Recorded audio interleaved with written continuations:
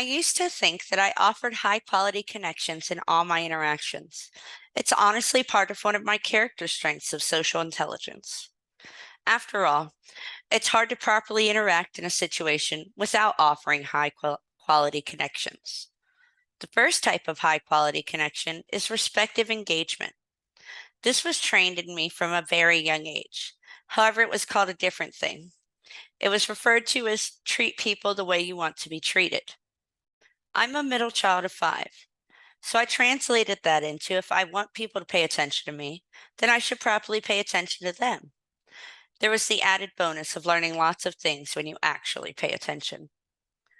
Upon reflection, I realized that not all of my interactions were of high quality, and sometimes it can be hard to engage everyone respectively, especially when you can't seem to interact with them. As a matter of fact, I have one person in my life with whom I try to communicate with constantly, but it almost always ends up with both parties being frustrated. My youngest daughter, Rachel, here in the middle. Rachel is on the autism spectrum, and while she's very intelligent, she can be a cognitive train wreck. You cannot use euphemisms or sarcasm with Rachel as she takes everything literally. And if your tone changes even a bit, she instantly goes on guard. I'm a naturally loud person. All of this adds up to having many communication issues. I decided to try to use the high quality connections to have a conversation with Rachel that didn't end up with both of us frustrated. I knew that to make it work, I had to ensure a few things to help the conversation go more smoothly.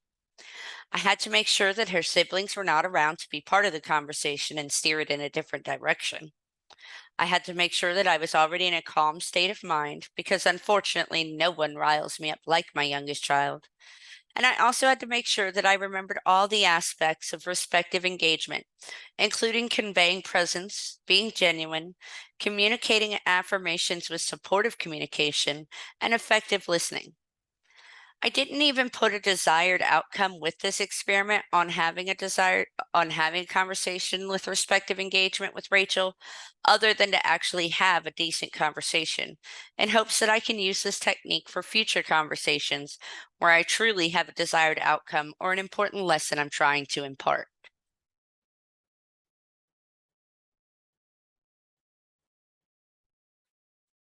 I had spent days trying to pick the perfect moment to have my conversation with Rachel when suddenly the opportunity fell into my lap. We live 2 blocks away from their school and walk to and from there every day. As Rachel's sister is only a grade ahead, we all walk home together. But that day, her sister wanted to walk with her friends, and so purposely lagged behind.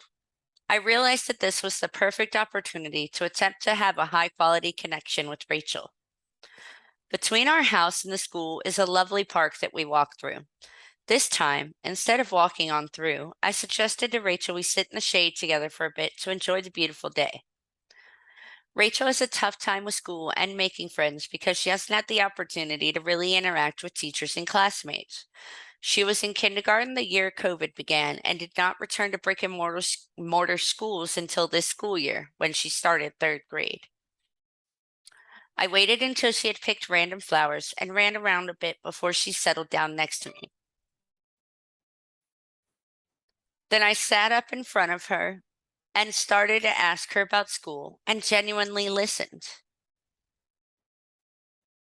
Of course, she was reluctant to talk at first, but I truly feel like when she realized I was paying attention by repeating her words back to her, asking questions, and focusing on her and what she had to say, the words began to just flow from her mouth.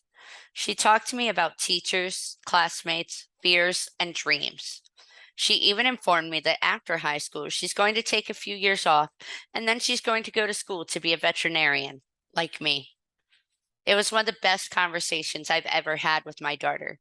I hope that I can continue to keep respectful engagement between us so that we can continue to have such great conversations. During the interaction, I had planned to focus on trying to make sure that I had implemented all the factors of respective engagement, but it was almost moot. And here's why. Because to be respectfully engaged with someone, the focus needs to be on the person that you're having the interaction with. If you focus on that person with a positive mindset, then you will automatically be engaging in a respectful, high quality connection. Once I gave Rachel my undivided attention and conveyed that both verbally and non-verbally, the conversation began to flow between us. She was no longer on the defensive when I kept my statements both positive and non-confrontational. While the purpose of this mini experiment was simply to create a high quality connection with Rachel, now that I know it can work, I'm looking forward to using it in the future with her as a way to teach her or make her aware of things without her instantly going on the defensive and spending more time thinking about what she's going to say next, as opposed to listening to what I have to say as well, which I've discovered is the main root of our communication issues. Having and creating high quality connections goes both ways. When all members of an interaction present respectful engagement to each other, then the best high quality connections can occur. Both as the speaker and the listener give undivided attention while genuinely and effectively listening and interacting, and all connections will be of high quality. While this experiment greatly differs from the one I conducted using appreciative inquiry, especially in that this experiment had no problem actually to solve, but I can see that both of them are being rather beneficial in many ways throughout my personal and professional life. I guess in a way, I kind of use the appreciative inquiry process to create my high quality connection with Rachel. I say this because I thought back to various times that I had good interactions, not just with Rachel, but with others, so that I could figure out how to best approach the conversation and then set a generalized plan to make that happen. Those would be the discovery and design steps, with the dream being to have a great conversation with my youngest child that didn't leave us both frustrated. I'm sure that I will be using these techniques or a mix of the two often in the future. Until then, thank you.